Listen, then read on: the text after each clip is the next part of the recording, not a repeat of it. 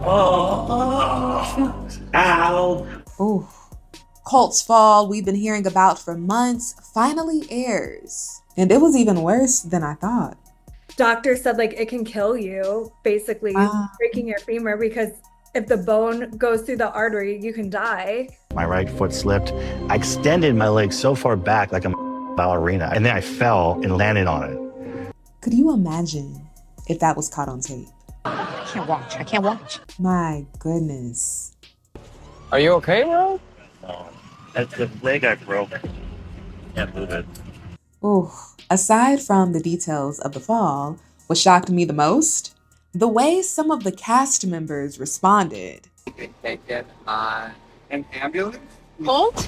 What did he do to himself? Damn, bro. He's always all right. Like y'all can go. Wow. He's gonna speak English. I should go. I'm gonna stay with him because I don't want to like abandon him. In situations like this, how people respond usually tell you everything you need to know about them, including the injured. The doctor came. Doctor was beautiful. I've never seen a more beautiful doctor in my life. Hey, you can take the player out of the game, but you can't take the game out of the player. Colt is something else. Let's talk about it. It's Malicia. Hey, 90 Day Fans fam, it's Malicia. I recently chatted with Hunt for Love's Courtney and Elise. You want a kiss and I show you math? And yeah, we talked about this moment. I am mortified on how I acted. I am so embarrassed. What to expect from the rest of the season and so much more.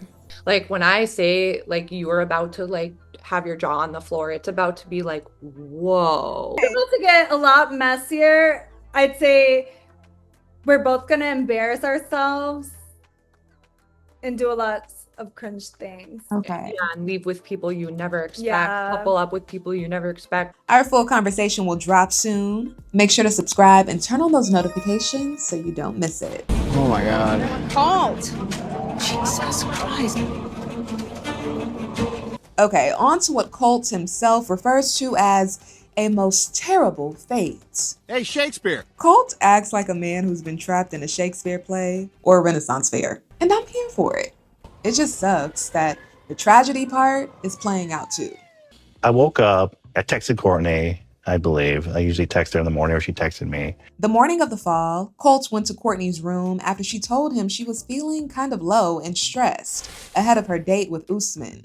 Just to make sure everyone is in the loop, there's been somewhat of a love triangle going on between Courtney, Usman, and Colt. They both are interested in Courtney, but have been moving slow when it comes to intentionally pursuing her for their own reasons. Usman's, in my opinion, has been his ego. He's confused about why Colt is even a contender against him. In Colt, we see now that he's been checking in on Courtney, seemingly building a connection, but in a more low-key way. He came and we probably spent like an hour together while I'm like eating breakfast and stuff. Colt said it rained while he was in Courtney's room, and when he was leaving, there was a ramp. He took 4 or 5 steps and slipped. And next thing you know, he breaks his leg again. Oh, ow. That's a hard bone to break too. Stretch. Take care of yourself.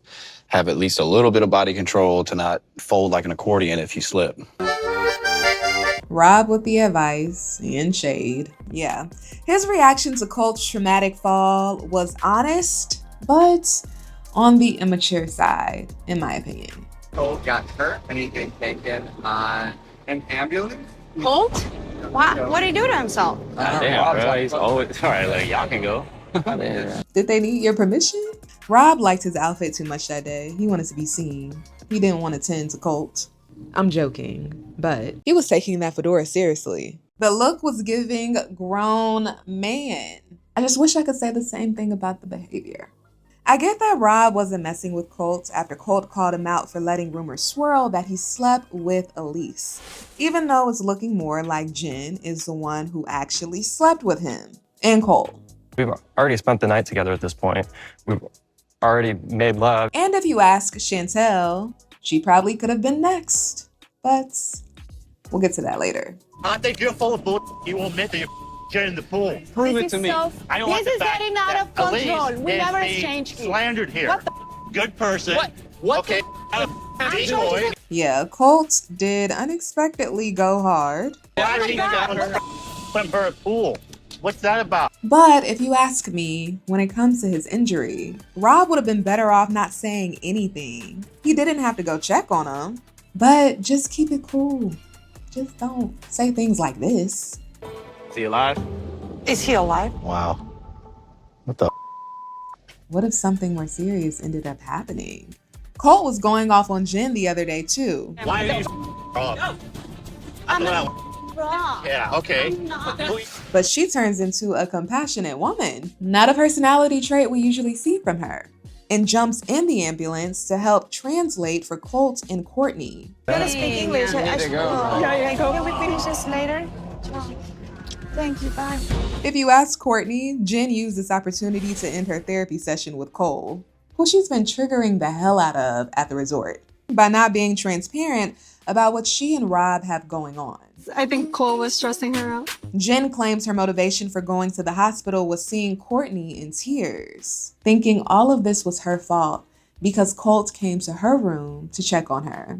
He's going to be okay, don't Yeah. worry. I wanted to be there for her. Not just Cole, but of course I was concerned about him, but it was more to show that support to Courtney. See, the problem is when you lie, it is hard for me to believe anything else you say, even if I want to. Jen has been telling everyone she and Rob didn't even kiss. Rob has said the same thing, even though we saw it. I want to believe Jen went to the hospital to support Courtney, but it's hard to take her word. Speaking of that, also, Chantel claims Jen kissed her again in private after they shared this passionate kiss during one of the show's challenges. So when I was in the bathroom, she kissed me that night. She was trying to invite me back to her place or her to come to my place.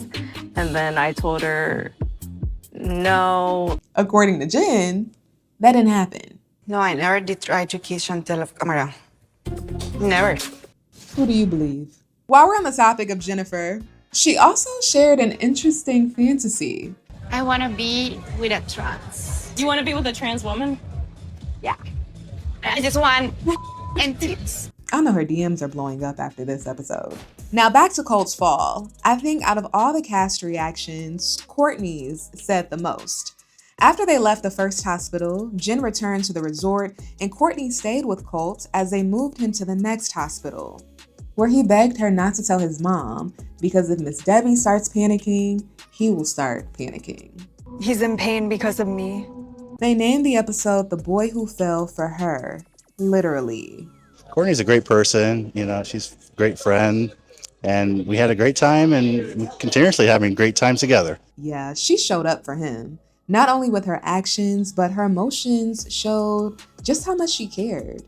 And what I enjoy about Colt and Courtney's dynamic, whether it's romantic or platonic at this point, is that they seem to be showing up as their full, authentic selves and they accept one another.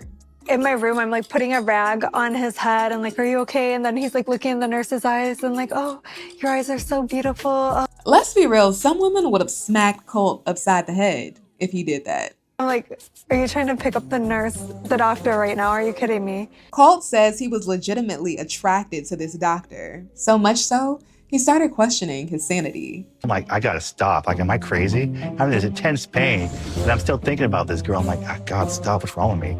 Yeah, one thing Colt has is self-awareness. His pattern with women that still manage to surface even during this crisis reminded me of something he told me at the Hunt for Love launch party back in May. But you once said you consider yourself to be your worst enemy. Yes. Do you still feel that way? Yeah, I think I understand my enemy now, which is myself. So I'm getting better at it. But yeah, sometimes the enemy peeks its head out. Okay, but you understand, you're aware now. I'm aware of the enemy. What do they say? You have to know your enemy better than your friend. So I'm doing that right now. Know thyself. Colt sums up this entire accident with a poetic quote on Instagram next to an x-ray of his broken leg. Quote, "The greatest glory in living lies not in never falling, but in rising every time we fall." as the great Nelson Mandela once said. And with that, the curtain closes on Colt's most terrible fate for now. So he's gonna go through a lot with his broken leg. So stay tuned for that, because it wasn't a quick, easy process. It wasn't like, oh, he broke his leg, okay, it's fixed. It was a long journey. So they're not just like, okay, you're done. You're gonna see more of him. In the spirit of all these Shakespeare vibes, dramatic falls, poetic monologues, it's only right that we end with a villain reveal. Well, it's not really a reveal, but the moment a villain claims their villainhood. This episode, Tiffany called Jen out for how she's stringing Cole along. Are talking to me like he's my dog. And Why are you treating him like a dog then? It's not my fault. You treat him like your puppy then, Jennifer. He's not my puppy. And next week, we get a tease of what Jen tells the camera. Why are they coming to me like maybe I'm the villain? Who cares? Maybe I like it. Some people find healing, others find villainhood, and call it confidence. Shakespeare was known for writing complex villains, and I'm sure he would have loved a character like Jen. A woman who knows how to wield power, especially over men. She loves that. For her, that's like, yes, I've got complete control of this man with my mystical powers. Ooh, I'm Jen and I make guys go crazy. Congratulations, bitch. But here's the thing. You can be feminine, you can be mysterious, you can be confident, sexy, without leaning into deception. Jen knows what she's doing. And in my opinion, it's a red flag that she likes it a little too much. What happened, girl? I want to know more about her life. Because to me, it comes off a bit dark. And not in an aspirational, embrace your dark feminine energy like Rihanna or Angelina Jolie way. No, there's a difference between that and being a liar. Just like there's a difference between being in your power and using people to feel powerful. But Jen is in her villain era. Okay, we'll see what comes from that.